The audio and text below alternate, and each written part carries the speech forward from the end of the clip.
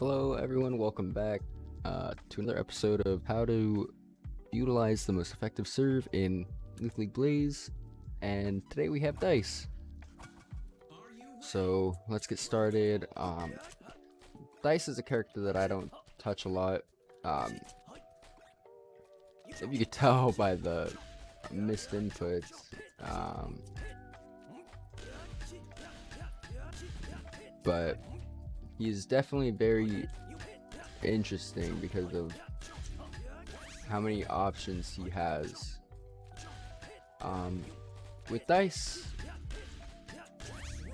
he has about, I believe, this many options for his neutral, just 3. Those would be his floor angles, so when the ball hits the floor, it would go in that kind of, arc. And then, if you can tell, you could even send the ball in different arcs, so that one's at when you hold down. And then this one is when you hold up, it does it in almost a full half circle.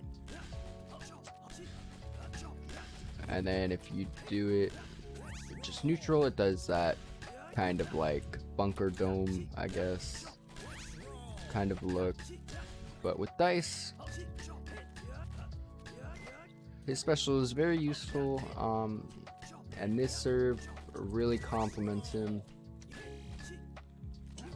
So if you look, you can start with a up angle, and then a smash, charge shot, up in the corner. You can either let it roll all the way down, or you can just let it go off the side. So that's something to begin with. You can always just do the neutral down bunt, up angle, smash, and then from there you can always use that to bait the other person out for either a parry bait or a swing bait, even depending on what option you choose. If you do just let it roll in the corner, you can either catch them off guard by parrying them, or even just let it roll and let it hit them. Or you can let it roll down the side, and by that you would essentially just be swing baiting them, because they would have to first make sure they don't get hit off the side when it rolls off from the corner, and then what you can do is parry it at the very end, so that's also another parry bait. And then there's also the bunt out of special options that Dice is given. So from there he can delay his hit.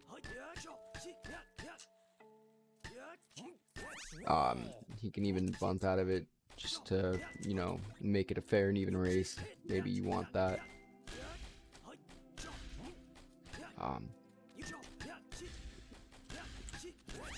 You can use it to completely mess up your opponent by doing a neutral,